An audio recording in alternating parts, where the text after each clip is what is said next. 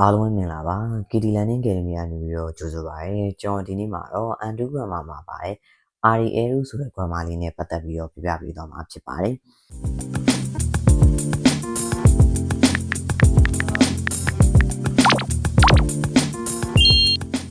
သူ့ကို REL လို့လည်းခေါ်တယ် REU လို့လည်းခေါ်တယ်ပေါ့နော်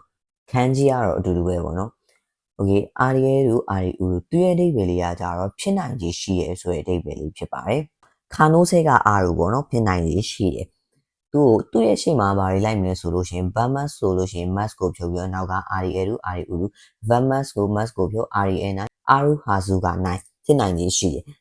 သူကဒီမှာတစ်ခုသတိထားမှာကြတော့ REU နိုင် REU must ဆိုပြီးတော့မသုံးပါဘူးတဲ့အဲ့ဒါလေးကိုသတိထားပေးရမှာဖြစ်ပါတယ်ဒီ grammar လေးကတော့လွယ်ပါတယ်အဲ့ဆိုလို့ရှိရင်ကျွန်တော်အောက်က rel လေးကိုသွားပြီးတော့ကြည့်မယ်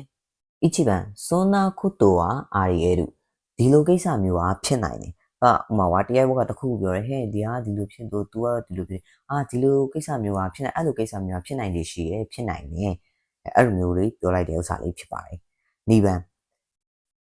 彼が犯人だということはあり得ない彼သူကတဲ့犯人だလို့犯人ဆိုတာကြတော့ဟိုတရားခံပေါ့နော်တရားခံဆိုတာမဖြစ်နိုင်ဘူးเนาะတရားခံလို့ပြောရဲဆိုတာမဖြစ်နိုင်ဘူး तू ကတရားခံမဖြစ်နိုင်ဘူးအဲ့လိုမျိုးပြောလိုက်တာဖြစ်ပါတယ်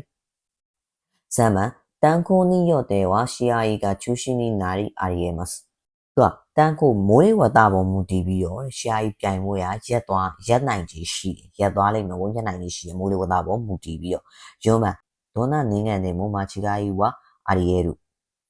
ဘလို့လူမျိုးမဆိုတဲ့အမားလုံနိုင်ခြေရှိတယ်အမားဆိုတာရှိတယ်ပေါ့နော်ဘလို့လူမျိုးပဲမဆိုအမားလုံနိုင်ခြေရှိတယ်အမားရှိတယ်ပေါ့နော်အဲ့လိုမျိုးပြောချင်တာဖြစ်ပါတယ်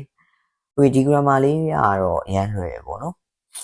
တခုခုနသတိထားမှာကြတော့ REU နိုင် REU must ဆိုပြီးတော့သုံးလို့မရပါဘူးအဲ့ဆိုလို့ရှိရင်လည်းဒီ video လေးကိုလည်းအဆင်ပြေမယ်လို့ထင်ပါတယ်နောက် video မှာဆက်ပြီးတော့တွေ့ကြပါမယ်